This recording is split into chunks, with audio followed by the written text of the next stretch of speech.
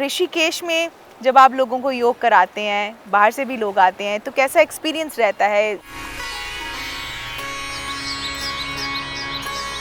Americans जब depressed होते हैं, सिजोफ्रेनिक होते हैं, ओसीडी होती है उनको, mental disorder, insomnia, so many kinds of problem, हम योग और आयुर्वेद की तो बात बताते ही बताते हैं क्योंकि उस सब्जेक्ट के लिए यहाँ आए।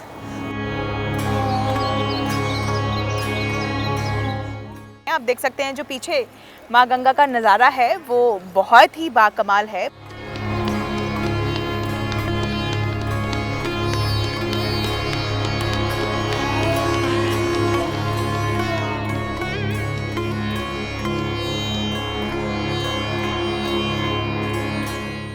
ऐ शानदार गंगा, ऐ पुरबहार गंगा, हैं शहर प्यारे प्यारे अक्सर तेरे किनारे, तीर्थ तेरे किनारे, मंदिर तेरे किनारे,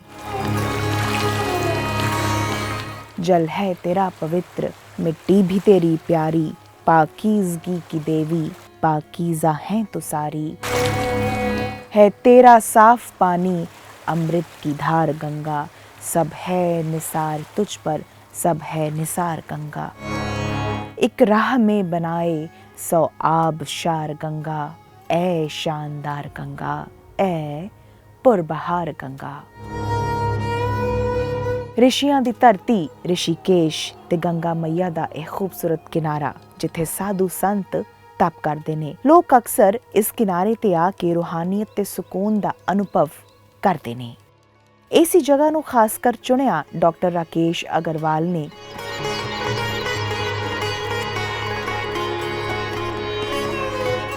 इन्हां कोल ध्यान ते आयुर्वेदा संबंधी जानकारी लैण लोग देशां विदेशां तो आउंदे ने।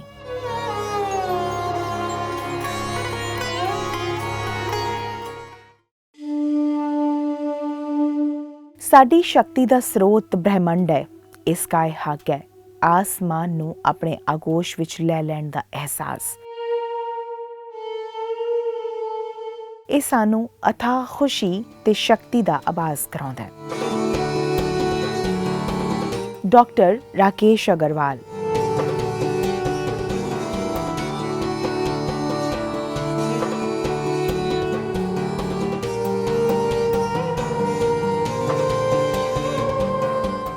ਇਹ आरोग्यधाम ट्रीटमेंट सेंटर मां योगा आश्रम दे चेयरमैन ने।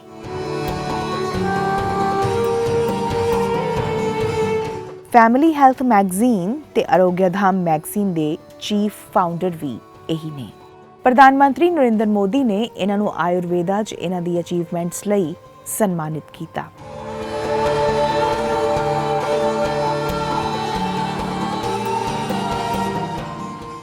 इन्हां दे आश्रम दे चर्चे दूर दूर तक ने। बहुत सारे लोग पक्के तौर ते इन्हां कोल थैरेपीज़ लैण आउंदे ने। ज़्यादातर लोग विदेशां तो इस आश्रम विच आउंदे रहिंदे थैरेपीज़ लैंदे वेखे जा सकदे ने। गंगा जी दे किनारे योग ध्यान अनुभव करना बहुत ही बाकमाल हुंदा है। सानू शूट करन वेले भी नज़ारा बड़ा ही कमाल दा लग्या। ਇਹ ਨੇ योगी डॉक्टर अमृत राज। ਇਹ डॉक्टर राकेश अग्रवाल ਦੇ फर्जंद ਨੇ।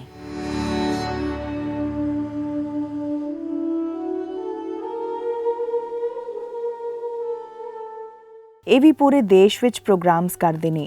योग ਤੇ ਆਯੁਰਵੇਦਾ 'ਚ ਇਹਨਾਂ ਦੀ ਵੀ ਮੁਹਾਰਤ ਹੈ। ਮਾਂ ਯੋਗਾ ਆਸ਼ਰਮ ਨੂੰ ਇਹਨਾਂ ਨੇ ਮਿਲ ਕੇ ਡਿਜ਼ਾਈਨ ਕੀਤਾ।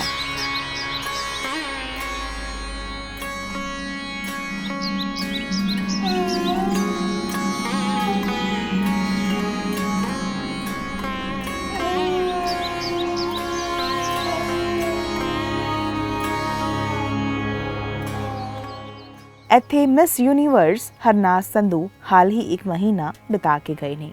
ਇੱਥੇ ਰੀਟਰੀਟ ਸੈਂਟਰ ਵੀ ਹੈ ਜਿੱਥੇ ਹਰ ਕਿਸਮ ਦੀ ਫੈਸਿਲਿਟੀਜ਼ ਮੌਜੂਦ ਨੇ।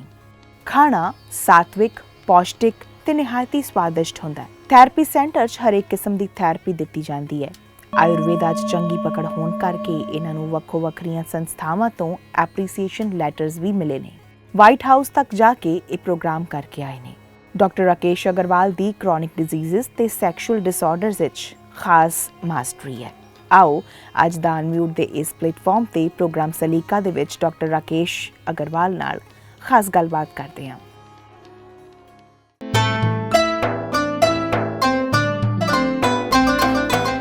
बड़ा मुश्किल है तेरी रहमतों की कहानी लिखना, जैसे पानी पे पानी से पानी लिखना।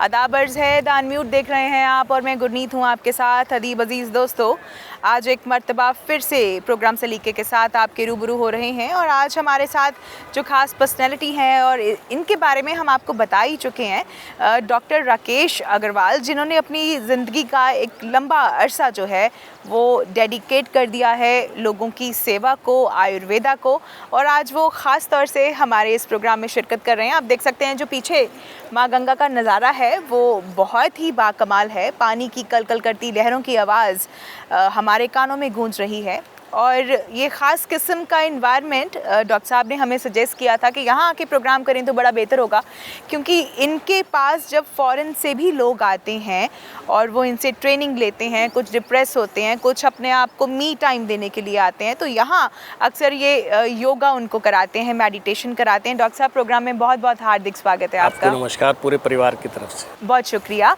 और डॉक्टर साहब, मैं दरअसल जब आयुर्वेदा के बारे में सोचती हूँ, आयुर्वेदा को आप कहते हैं कि ये जीवन की साइंस है, तो और यहाँ का जो ऋषिकेश का जो मंज़र है, इतना खूबसूरत मंज़र है, और माँ योगा आश्रम का जो कॉन्सेप्ट है, तमाम मिलीजुली बातें आज हम इस प्रोग्राम में करने वाले हैं।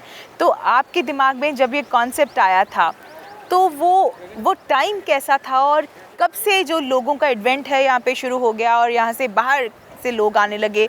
अभी भी बाली से लोग आए हुए थे और अमेरिका से आते हैं, यूएसए से आते हैं, बहुत सारे लोग आपके पास आते हैं। तो आपके दिमाग में ये कॉन्सेप्ट कैसे आया कि भाई इस चीज़ को या इस ऋषिकेश को हम ऐसा बना देंगे? गुरनीत जी, पहले तो आरोग्य धाम परिवार आपको सल्यूट करता है फॉर योर ग्रेट सर्विसेज। देखिए, ऋषिकेश भगवान कृष्ण का नाम है। भगवत गीता में बार बार अर्जुन ने भगवान कृष्ण को हे ऋषिकेश कह के संबोधित किया। या इसका दूसरा मीनिंग है one who has control over his senses, जिसने अपनी इंद्रियों को वश में कर लिया, उसका दूसरा नाम ऋषिकेश है। तो इंद्रियों में वश करने में 16 कला हस्तयुक्त अगर हमने किसी को माना तो भगवान कृष्ण को माना। बिल्कुल। और आपके पीछे माँ गंगा है जो शिव जी की जटायु से निकली है। और आयुर्वेद आप जैसे जानते हैं 4 वेद हैं, ऋग्वेद, सामवेद, अथर्ववेद, यजुर्वेद जी। आयुर्वेद जो है वो अथर्ववेद का पार्ट है। वेद का मतलब होता है नॉलेज, विजडम। नॉलेज और विजडम में फ़र्क है। ये वैदिक जो नॉलेज है ये वैदिक विजडम है जी। नॉलेज का मतलब होता है इन्फॉर्मेशन, सूचना, वो हमें किसी भी बुक से मिल सकती है, परंतु ये बेसिक विजडम है लाइफ की, जो कि अथर्ववेद से आयुर्वेद में आई। और आयुर्वेद का जो मीनिंग है वो है science of life, not science of health, science of life. और लाइफ में हमारी चारों हमारे वर्ण आते हैं, बाल्यावस्था, गृहस्थ आश्रम, वानप्रस्थ, संन्यास। इसी तरह से हमारे लाइफ के चारों फंडामेंटल्स भी आते हैं जी। कि प्रभु ने, उस वाहेगुरु ने, उस अलमाइटी ने, उस ग्रेट गॉड ने इंसान को इंसान के रूप में क्यों पैदा किया। आफ्टर ऑल मेडिकल साइंस या जियोलॉजी के हिसाब से तो वी आर ऑल एनिमल्स। हमको ईश्वर ने सेग्रीगेट किया, हमको बुद्धि दी, विजडम, हाथ पाँव सबको दिए, परंतु हमको हाथ भी दिए, पैर भी दिए, सोचने के लिए बुद्धि भी दी, और ज्ञानेंद्रियाँ भी दी, कर्मेंद्रियाँ भी दी। बिल्कुल। और उसका एक एम एंड ऑब्जेक्ट है जो 4 भागों में आयुर्वेद में डिवाइड किया गया है। Dharma means perfect way of living, artha means master of one's profession, kama means happy married life, and moksha means to get rid of vices. Exactly. मतलब जो विकार हैं उनसे स्वयं अपने को छुटकारा दिलाना। यहाँ आपको ये बताते हुए मुझे हर्ष हो रहा है कि हमारे यहाँ जो मैरिज होती है वो अग्नि के आगे होती है, और उसमें 7 फेरे नहीं होते, 4 फेरे होते हैं, जो आज के मॉडर्न टाइम में, मॉडर्न एरिया में ना डिस्टॉर्ट हो गया। हिंदी में एक शब्द था सप्तपदी, उसको पंजाबी में बोलने लगे 7 पैरे, और उसको उर्दू में बोलने लगे 7 फेरे। जबकि सच्चाई तो ये है, सप्तपदी का अर्थ है 7 कदम। पहले दोनों को, हस्बैंड वाइफ को 7 कदम चलाते थे ताकि उनको दोनों को साथ साथ चलने की आदत हो। और 4 फेरे जो होते हैं उसमें पहले 3 फेरों में पत्नी आगे होती है। पहला धर्म का फेरा है, दूसरा अर्थ का है, तीसरा काम का है। इसलिए आपको जानकर आश्चर्य होगा कि दुनिया में एक हमारी ही कल्चर ऐसी है, हमारी धरोहर ऐसी है जहाँ पत्नी को धर्म पत्नी कहा गया। बिल्कुल। और मोक्ष में क्योंकि पति को खुद अपने को ट्रांसफॉर्म करना है, इसलिए वो पत्नी से आगे होता है। तो ये 4 फेरे हैं और चारों का हमारी लाइफ से संबंध है। और ये जो लाइफ, और इसीलिए अग्नि के आगे फेरे होते हैं। और एक हमारे यहाँ ही marriage is not a contract, we are meant for each other. Exactly. क्योंकि वहाँ बॉडी की शादी नहीं हो रही है, वहाँ एक 2 सोल का यूनियन हो रहा है। तो आयुर्वेदा जो साइंस ऑफ लाइफ है, ये हमको जीने की कला सिखाता है। एग्जैक्टली। ये खाली जो आजकल लोगों ने कॉन्सेप्ट बना दिया ना कि आयुर्वेदिक मेडिसिन शुरू कर लें, इट इज़ लाइक ये एक जीवन जीने की शैली है ना। तो हमने खाली इसको दवाइयों तक जो है वो सीमित करके रख दिया है। डॉक्टर साहब, कभी कभी ना मेरे मन में ये भी ख्याल आता है कि जैसे अब मैं यहाँ देख रही हूँ कि बहुत सारे ब्रिटिशर्स आए हुए हैं, अलग अलग कंट्री से लोग आए हुए हैं, वो योग करना चाह रहे हैं, वो मेडिटेशन की तरफ उनका झुकाव है।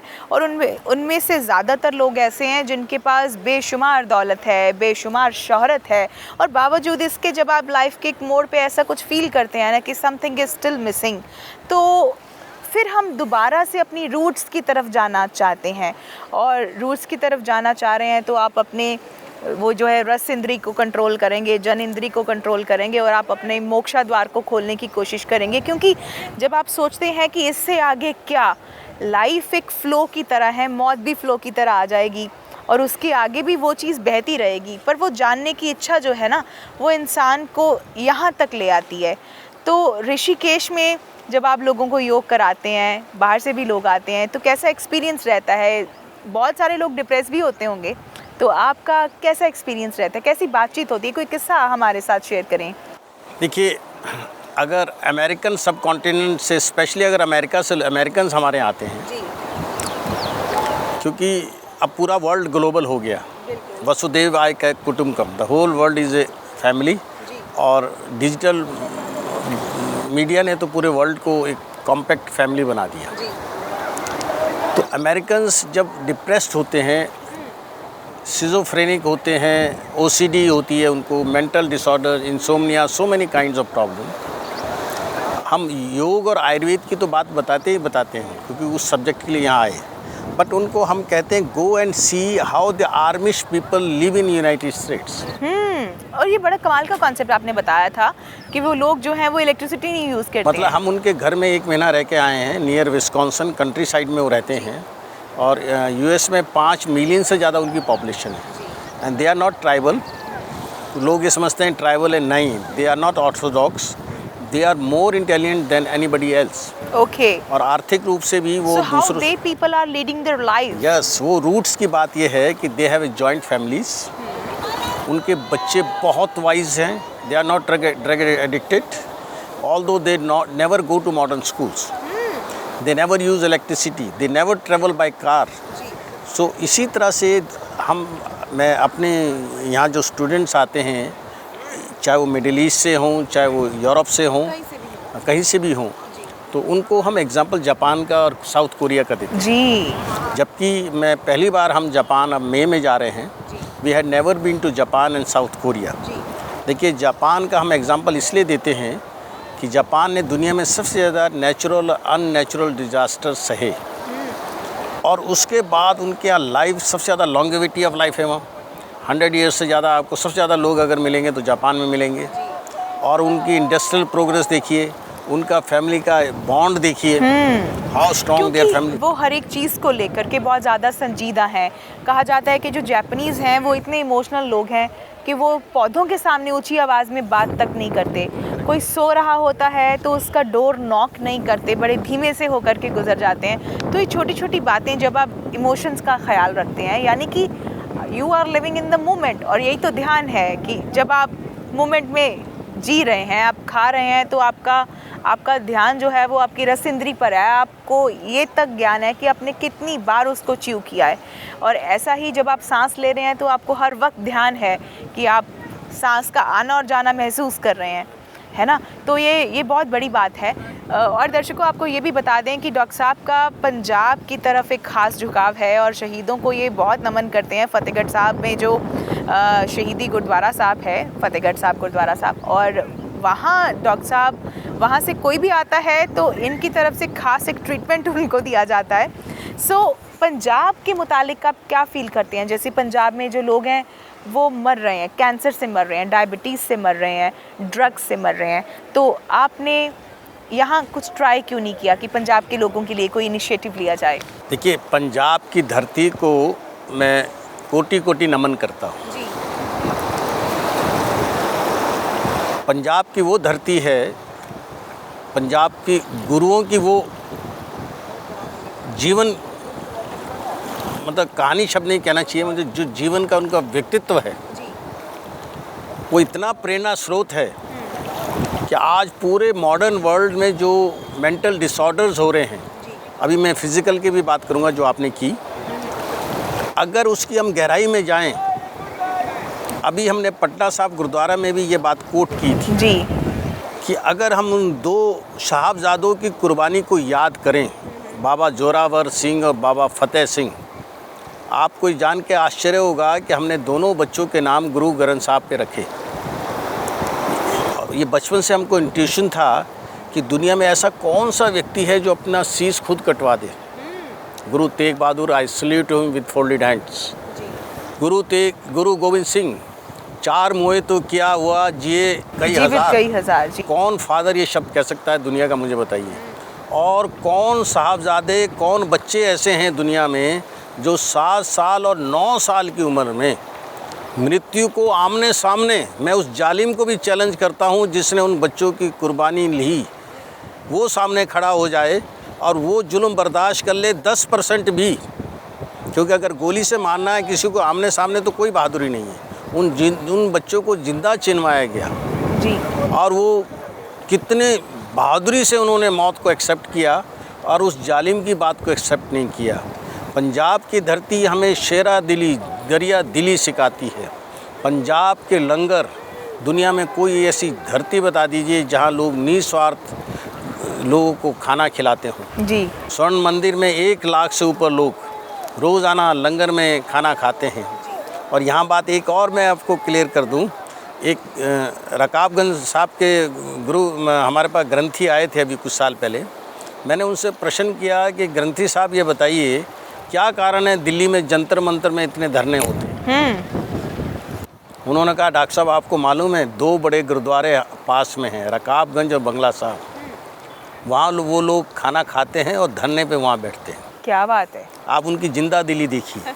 तो उस धरती से उनसे हमको बहुत कुछ सीखना चाहिए। और उसी धरती को आज जब हम अपनी आँखों से बर्बाद होता देखते हैं तो यकीनन डॉक्टर साहब, यकीन मानिए कि बहुत ज़्यादा दुख होता है। पंजाब के जो बच्चे हैं वो, उनका ड्रग्स की तरफ बहुत ज़्यादा ध्यान है। और अभी हम जो बात कर रहे थे कि पंजाब को इन्हीं कुछ चीज़ों ने जो है वो ख़त्म कर दिया है धीरे धीरे, और ख़ात्मे की ओर वो बढ़ रहा है।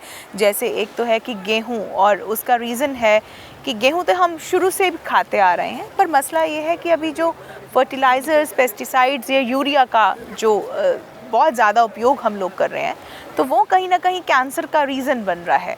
और तभी डायबिटीज़ की जो बीमारी है बहुत ज़्यादा बढ़ रही है, हार्ट अटैक लोगों को बहुत हो रहे हैं। और बहरहाल जब when it comes to drugs, तो ड्रग्स तो ये बहुत ही एक तरह का मुझे लगता है कि पंजाब की हड्डियों में एक लग गया है नशा, और उसको निकालना बहुत मुश्किल है। तो क्या आयुर्वेदिक जब ट्रीटमेंट की हम बात करते हैं तो नशे को छुड़वाने वाला कोई ट्रीटमेंट आपके पास मौजूद है?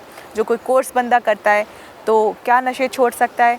जहाँ आपने किसी को करवाया हो तो आपको कैसी फीडबैक मिली है? देखिए, सबसे पहले तो मैं पंजाब में जो 2-3 मेन प्रॉब्लम है, जैसा आपने बोला गेहूं के बारे में,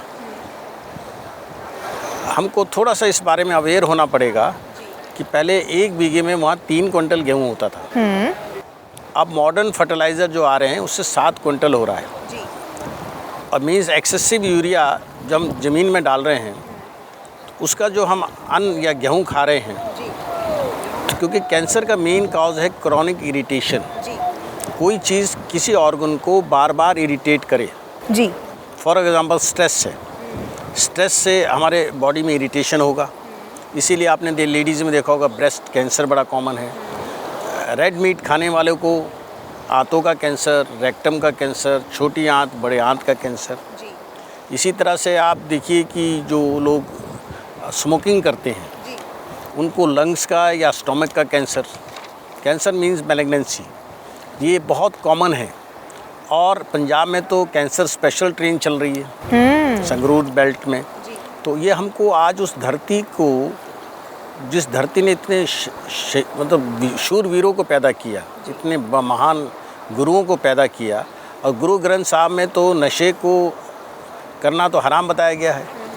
और उसके बाद भी अगर हम नशा कर रहे हैं तो ये जो बॉडी और मन और आत्मा, जो शरीर हमको प्रभु ने दिया है, अनमोल गिफ्ट, उसको हम डिस्ट्रॉय कर रहे हैं। और ये हमने अपने यहाँ मूवमेंट चला रखा है जी कि कोई भी ड्रग एडिक्शन का हमारे पास, चाहे वो कैनबिस का हो, चाहे वो जो आजकल चल रहा है मॉडर्न ड्रग्स का हो, या और किसी भी तरह से हो, अल्कोहल का हो या और भी कोई हो, तो उसको हम छुड़ाने की आयुर्वेद में बहुत ज़बरदस्त दवाइयाँ हैं। फॉर एग्ज़ाम्पल एक जड़ी बूटी है जिसका नाम है कुचला, इसका लैटिन नेम है नुक्स vomica. Although it is a poison, इसको शुद्ध किया जाता है और शुद्ध करके इससे औषधि बनाई जाती है। अच्छा, जहर को शुद्ध करके आप लोग औषधि बना लेते हैं इसको, और उसका नुक्स वोमिका। और ये नुक्स वोमिका जो है, इसको हम एज ए मेडिसिन यूज़ करते हैं।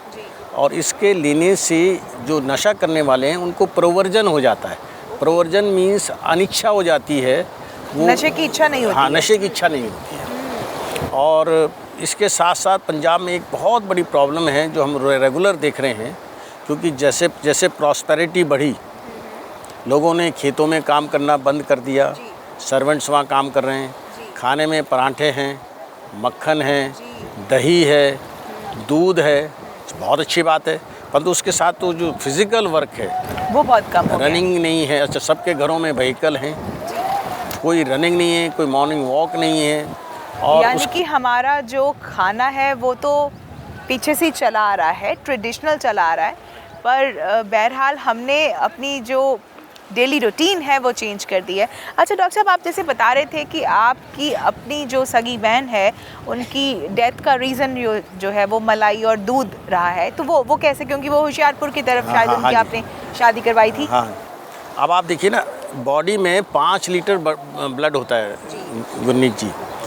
अगर हम चिकनाई ज़्यादा खाएंगे तो खून गाढ़ा हो जाएगा, जिसको हम हाई कोलेस्ट्रॉल कहते हैं। अगर हम शुगर मीठा ज़्यादा खाएंगे तो बॉडी में शुगर बढ़ जाएगी, जिसको हम डायबिटीज़ मेलाइटस कहते हैं। तो हमारी सिस्टर को मक्खन का, दूध का बड़ा शौक़ था। हाँ। तो आई यूज़ टू से टू हर कि बहन थोड़ा सा वर्जिश भी करो। हाँ जी।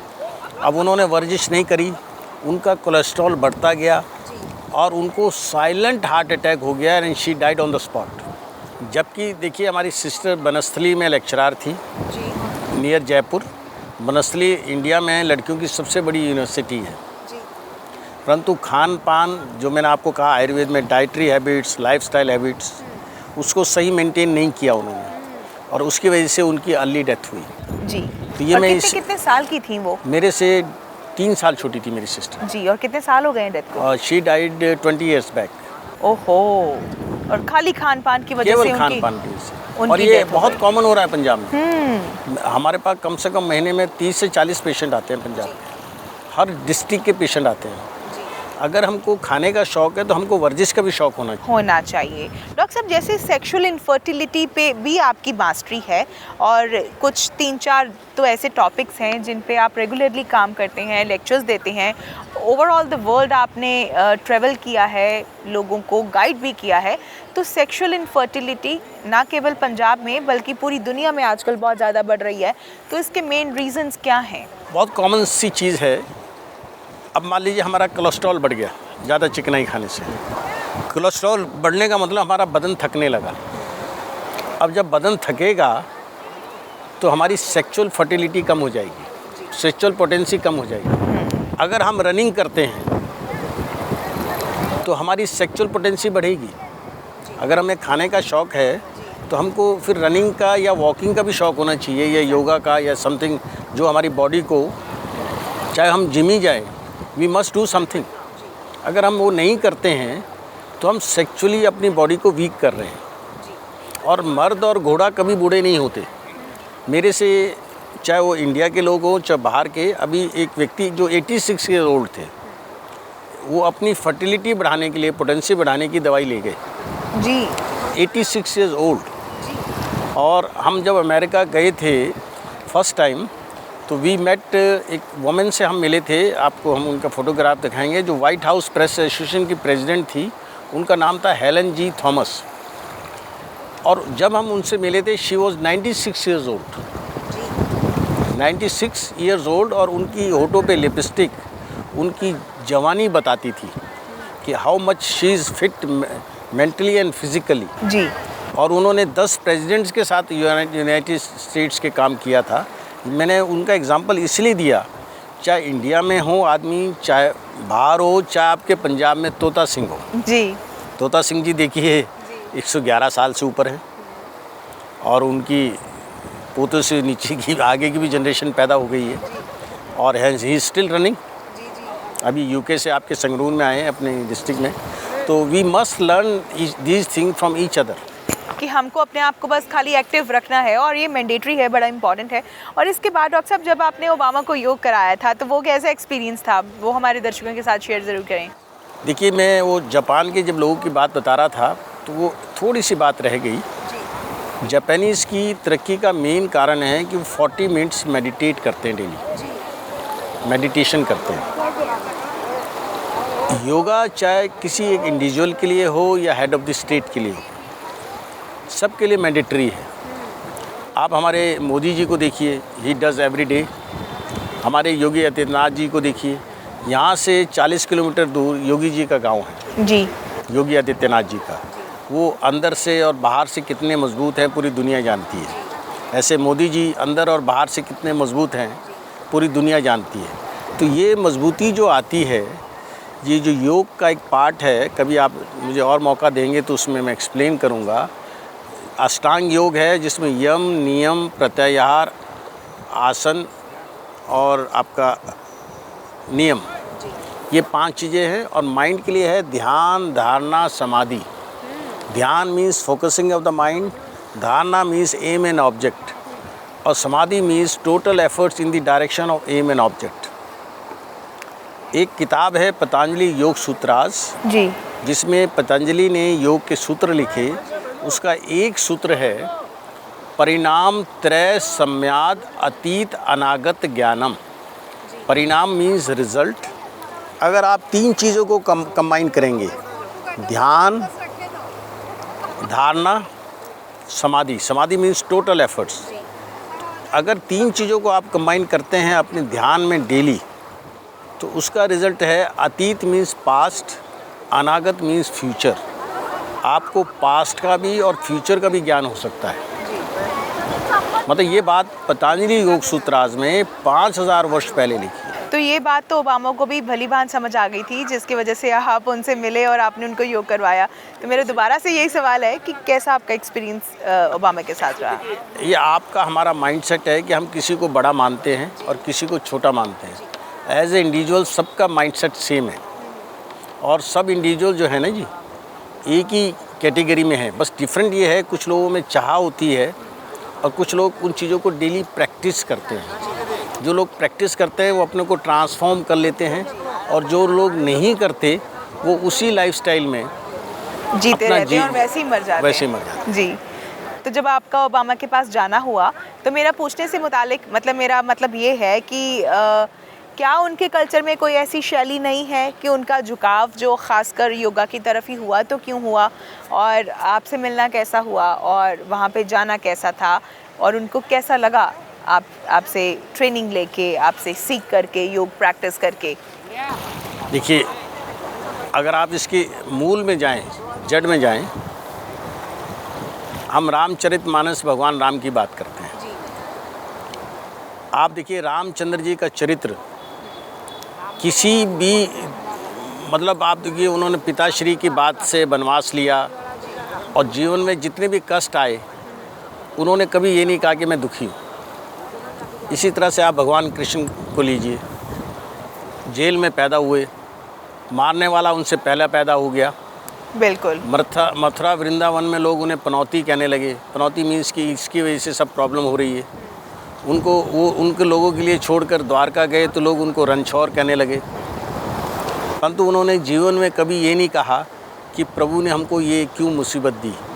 और आज का आदमी की परेशानी का मेन कारण है कि वो सब कुछ होते हुए सुखों में दुख ढूंढता है। वो दूसरों को देखता है कि वो अपने को नहीं देखता जो हमको ऑलरेडी दिया है उस ग्रेट अलमाइटी ने। वो इतना दिया है कि उसको हम लाइफ में स्पेंड ही नहीं कर सकते। तो उस अंधी रेस में भागने के कारण वो अपना जीवन स्वयं तो खराब करता है, अपनी फैमिली का भी खराब करता है। तो हमारा व्यूअर से अनुरोध है, जो हमको प्रभु ने दिया है उसका ग्रेटिट्यूड अदा करें, उसमें कोई शिकायत ना करें, नो कंप्लेंट्स।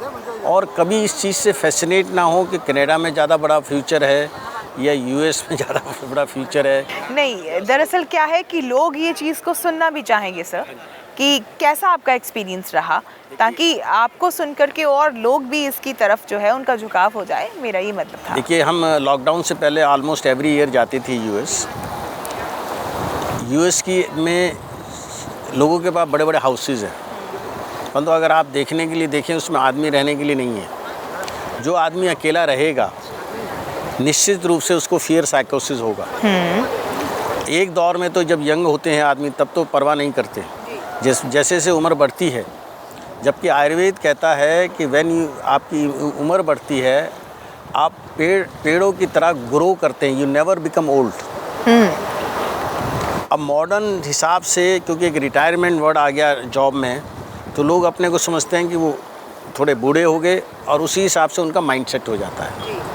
इंसान, आयुर्वेद में कहा गया है जीवेम शरद शतम, मतलब हे प्रभु हमारी आयु 100 वर्ष की हो, 100 वर्ष तक हम देखते रहें, सुनते रहें, बोलते रहें, 100 वर्ष तक हम हेल्दी रहें, प्रॉस्परस रहें, और लास्ट में बोला कि हम सेल्फ रिलायंट रहें।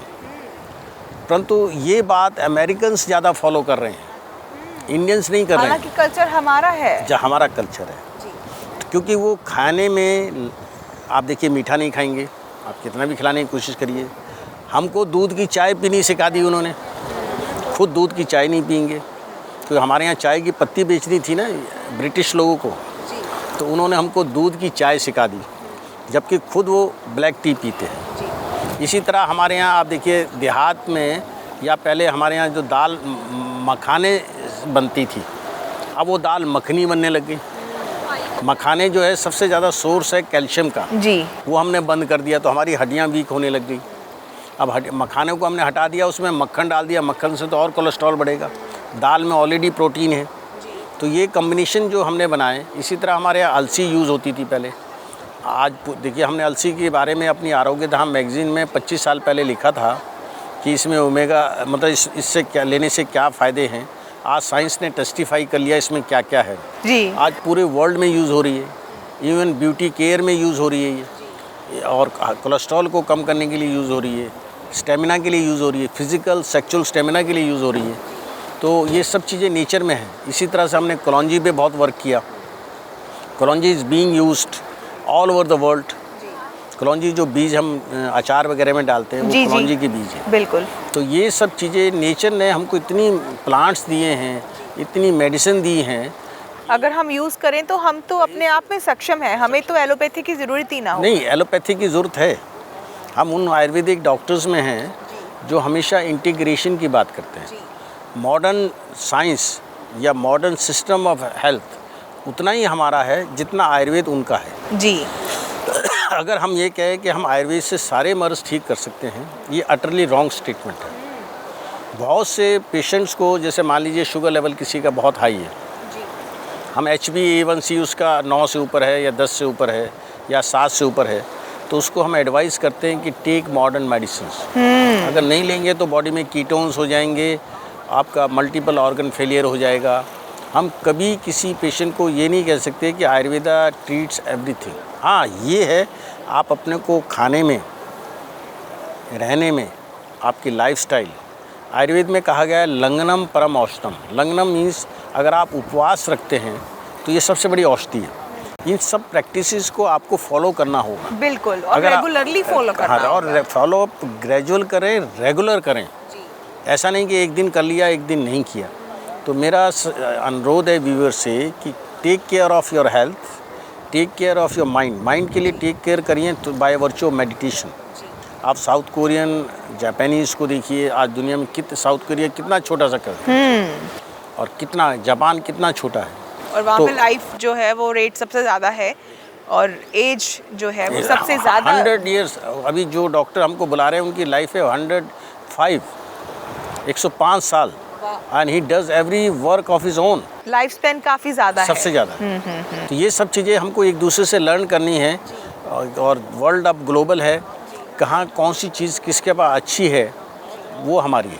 अच्छा डॉक्टर साहब, जैसे हम लोग फैटी लिवर की अक्सर बात करते हैं, तो फैटी लिवर कहते हैं आजकल डॉक्टर्स की नहीं, फैटी लिवर कोई बहुत बड़ी समस्या नहीं है, हमको बड़ी लगनी इसलिए बंद हो गई है क्योंकि ये बड़ी कॉमन हो गई है। और कुछ लोग पहले कहते थे कि फैटी लिवर तभी होता है अगर आप अल्कोहल इंटेक करते हैं, पर फैटी लिवर उन लोगों का भी बहुत ज़्यादा है, या लीवर फेलियर के अभी केसेस आ रहे हैं जिन्होंने कभी ज़िंदगी में शराब पी नहीं है, तो इसका रीज़न क्या है? देखिए, सबसे पहले हमको ये जानना चाहिए कि लीवर का वेट है 1200 ग्राम, 1.2 kg। और लीवर का काम है जो भी चीज़ हम इंटेक करते हैं उसको डिटॉक्सिफाई करना। जी। जैसे आपने कार में या गाड़ी में पेट्रोल या डीजल डाला, उसको एनर्जी में कन्वर्ट करता है इंजन। इसी तरह से हमने जो भी चीज़ इंटेक की उसको पचने के बाद, स्टोमक से, आंतों से पचने के बाद वो जाता है लीवर में। लीवर उसको डिटॉक्सिफाई करके एनर्जी में कन्वर्ट करता है। लीवर डैमेज होता है 3 चीज़ों से, अल्कोहल से, एक्सेसिव फैट से, ज़्यादा चिकनाई से, और ड्रग्स से। कई बार ये वायरल इन्फेक्शन होते हैं जैसे हेपेटाइटिस वगैरह, इससे भी होता है। तो मैं कॉमनली की बात कर रहा हूँ। अगर हमने चिकनाई ज़्यादा खाई तो लीवर में जम जाती है, जैसे हार्ट की आर्टरीज में जम जाती है, ऐसे ही वो लीवर में जम जाती है, जिसे हम फैटी लीवर कहते हैं। और उसके बाद जब लीवर में जम जाती है तो लीवर सिकुड़ने लगता है, जिसको हम सिरोसिस ऑफ लीवर कहते हैं। और ये बहुत खतरनाक स्थिति है जिसके लिए हम स्वयं जिम्मेदार हैं। अगर हम 1.5 से 2 इंच की जो हमारी जीभ है, इसका थोड़ा सा कंट्रोल कर लें, खाने को हमारी चीज़ खाएं, जितनी हम डाइजेस्ट कर सकते हैं, मेटाबोलाइज कर सकते हैं जी, अगर हम उतनी खाते हैं तो हमको फैटी लीवर नहीं होगा। और अगर हो रहा है, अल्कोहल के लिए लोग सोचते हैं कि हम 1 बोतल पी लेंगे, हाफ बोतल पी लेंगे, उनको ये नहीं मालूम कि ये लीवर सेल्स को डैमेज करता है। बिल्कुल। तो ये गुजारिश है व्यूअर से कि वो एक्सेसिव अल्कोहल ना लें, एक्सेसिव फैट ना लें, और ऐसी पेन किलर जैसी ड्रग्स ज़्यादा ना लें जिससे लीवर डैमेज होता है। जी डॉक्टर साहब, आज के इस प्रोग्राम में हमने काफ़ी सारी बातें की हैं, मेडिटेशन की बातें भी की, स्पिरिचुअल होकर भी बातें की, आयुर्वेदा की बातें की। मैं चाह रही हूँ कि जाते जाते हम थोड़ा सा बात कर लें माँ योगा आश्रम जो है वो उसका सिस्टम कैसा है। जैसे आपने बहुत ही बढ़िया रूम बना रखे हैं, आपके पास सेलिब्रिटी आते हैं, अभी हरनाज संधू यहाँ पे आई थी और 1 महीना आपके पास लगा के गई है, तो यकीनन कुछ ना कुछ तो होगा ही कि अच्छे सेलिब्रिटीज़ जो हैं उनको ही क्यों लगा कि हमें आप ही के आश्रम में आना चाहिए। सो मैं व्यूअर्स को ये भी बताना चाह रही हूँ कि माँ योगा आश्रम का जो खाना है और यहाँ की जो वाइब्स हैं वो बिल्कुल ही अल्टीमेट है। इसीलिए यही कारण है कि हम लोग पंजाब से चल कर के डॉक्टर साहब से बातचीत करने यहाँ पे आए हैं। खाना ये बिल्कुल लहसुन प्याज से बगैर बनाते हैं, और वो भी इतना टेस्टी खाना बिना लहसुन प्याज के हो सकता है, अगर आप खाएंगे तो आपको यकीन नहीं आएगा। सो मैं थोड़ा सा आश्रम के बारे में डिटेल में जानना चाह रही हूँ, कितनी यहाँ पे स्पेस है, कितने लोग आते हैं, कहाँ से आते हैं, रजिस्ट्रेशन कैसी होती है, क्योंकि ऐसे बहुत सारे सवाल हमारे व्यूअर्स के मन में भी होंगे, तो आप थोड़ा सा ये बता दें। माँ योग आश्रम आरोग्य धाम के लिए ज़्यादा जानकारी के लिए arogyadhamhealth.com या maayogasram.com में ज़्यादा जानकारी ले सकते हैं। रही बात बड़ा छोटा, एक्चुअली जितने लोग अपने को, जिनको हम बड़ा समझते हैं, वो मेंटली उतने ही वीक होते हैं, क्योंकि उनकी रूट्स कमज़ोर होती हैं। और जिनकी रूट्स कमज़ोर है, चाहे वो जिनको हम छोटा भी समझते हैं, वो बड़े लोग होते हैं। ये हमारा माइंडसेट है कि हम बड़ी गाड़ी वाले को बड़ा आदमी समझते हैं। एग्जैक्टली। जबकि ऐसा नहीं है। सच्चाई तो ये है कि जिनको हम बड़ा समझते हैं उनमें बड़प्पन की कई बार कोई बात ही नहीं होती। क्या बात है, क्या बहुत कमाल की बात कही है जी। और रही बात इस चीज़ की कि हमारा जो एम एंड ऑब्जेक्ट है माँ योगा आश्रम आरोग्य धाम ऋषिकेश में, मुजफ्फरनगर यूपी में, देहरादून में, हम मासिस अभी हम डिफेंस फोर्सेस के लिए भी हम काम कर रहे हैं, जिसमें army, navy, air force, paramilitary forces के लिए हम स्ट्रेस रिडक्शन, वेलनेस और किस तरह से स्टेमिना बनाएं, उसके लिए हम wellness session all over India देते हैं जी। अभी लास्ट मंथ ही हम भोपाल में दे के आए थे, सीमा सुरक्षा बल में और अपना ITBP में। मैं डॉक्टर नीलम दोनों दे के आए थे, और अमृत जी और हमारे बेटे doctor Arjun, doctor Amrit, doctor Arjun, doctor Mitali, madam Surabhi जो है, हम लोग सब लोग जो है ना जॉइंट फैमिली है, 100 ईयर्स से हेल्थ केयर में जी। हमारे दादा एलोपैथ थे, हमारे फादर रिनाउंड वैद्य हुए, बहुत बड़े विजनरी थे। मुझे IIT दिल्ली से वो उस समय आयुर्वेद में लाए जब कोई आयुर्वेद में नहीं जाता और जब उन्होंने ये जुमला इस्तेमाल किया कि आयुर्वेद का ज़माना आएगा, उस समय वो कहते थे 74-75 में आयुर्वेद और योग का ज़माना आएगा, किंग मेकर बनोगे। क्या बात है। और उन्होंने उस समय हमको ऐसे एग्जाम्पल दिए कि हमारा को मतलब उस समय यकीन नहीं हुआ, आज सब यकीन हो रहा है। कुछ समय के लिए हम लवासना मसूरी में भी अप्रूव डॉक्टर रहे IAS एकेडमी के जी। और डॉक्टर अमृत तो वहाँ लेक्चर्स देने के लिए जाते ही हैं। और इस तरह से हम आपके ऑल ओवर इंडिया हम army, navy, air force, paramilitary forces के लिए अपनी सेवाएं निःशुल्क देते हैं जी। बहुत ही मज़ा आया आज की बातचीत करके, और उम्मीद करते हैं कि आगे भी हम आपसे जो आगे एपिसोड्स हैं और भी कंटिन्यू करेंगे। आप अगर किसी भी किस्म की जानकारी चाह रहे हैं तो वेबसाइट पे लॉगिन ज़रूर करें, वहाँ से आपको कोई भी जानकारी है, फ़ोन नंबर अवेलेबल हैं तो आप बात कर सकते हैं। बहरहाल डॉक्टर साहब बहुत बहुत शुक्रिया, और इस खूबसूरत इन्वायरमेंट में हमको इन्वाइट करने के लिए और इतनी बढ़िया बातचीत के लिए। और यहाँ पे आके लग रहा है कि माइंड इतना ऑक्सीजन से भर गया है कि इस बीच से ना यहाँ से जाने का मन नहीं कर रहा है, क्योंकि अभी डे लाइट भी चलेगी है तो बंद करना हमारी मजबूरी बन रही है। चलते चलते मैं एक चीज़ आपसे ज़रूर कहना चाहूँगा, ऋषिकेश में जो लोग ज़्यादातर लोग आते हैं वो हमसे पुनर्जन्म की बात करते हैं जी। और वो उसका साइंटिफिक जवाब चाहते हैं। तो पतंजलि योग सूत्र में 19 नंबर का एक सूत्र है, भव प्रत्यो विदेही प्रकृति लालायाम। भव प्रत्यो का मतलब है रीबर्थ होता है, विधेय देह कहते हैं शरीर को, विधेयी कहते हैं शरीर से ऊपर उठ जाए जी। और प्रकृति लालायाम का दो अर्थ हैं, get merge into the nature और get this answer from the nature. अगर आपको ये जानना है कि रीबर्थ होता है या नहीं होता, आप शरीर से ऊपर उठो और इसका जवाब प्रकृति से खुद ले लो। प्रकृति में देखिए अब हर चीज़ बीज से पैदा होती है, बीज से, और वो बीज पे जाके ख़त्म होती है। चाहे वो पीपल का पेड़ हो, चाहे वट वृक्ष हो, चाहे गेहूं की फसल हो, कोई भी क्रॉप हो। तो ऐसे ही हमारे बर्थ है, ऐसे ही हम जिसको बॉडी समझ सके हैं, इसमें यहाँ माइंड है, और तीसरा हमारी कॉन्शियसनेस जिसको हम सोल बोलते हैं। जी। वेदों में सोल को ओम बोलते हैं। ये जो आत्मा है इट नेवर डाइस। ये सोल जो है हमारी बॉडी का बीज है, और ये हमारे शरीर के जाने के बाद ये रीबर्थ लेती है। जी। ये सर्कल जो है सीड की तरह घूमता है, और ये सारे का सारा हमारे एक कॉन्शियस, अनकॉन्शियस और सबकॉन्शियस माइंड में दफन है। वो सीड जो है सबकॉन्शियस, कॉन्शियस माइंड। इतने साइंटिफिक तरीके से इतनी बड़ी बात को इतने छोटे से टाइम में आज तक मुझे नहीं लगता किसी ने समझाया होगा। सो बहुत शुक्रिया, बहुत मज़ा आया आपसे बात करके। आप लोगों का स्नेह और उस ग्रेट अलमाइटी की कृपा। जी, उम्मीद करती हूँ कि आपको भी ये बातचीत जो है बहुत पसंद आई होगी। और अब मुझे गुरनीत को दें इजाज़त प्रोग्राम सलीका को यहीं ख़त्म करने का, और अगली मर्तबा किसी और डिग्नेटरी के साथ आपके साथ रब्ता कराएंगे। तब तक के लिए आप देखते रहें द अनम्यूट। बहुत बहुत शुक्रिया।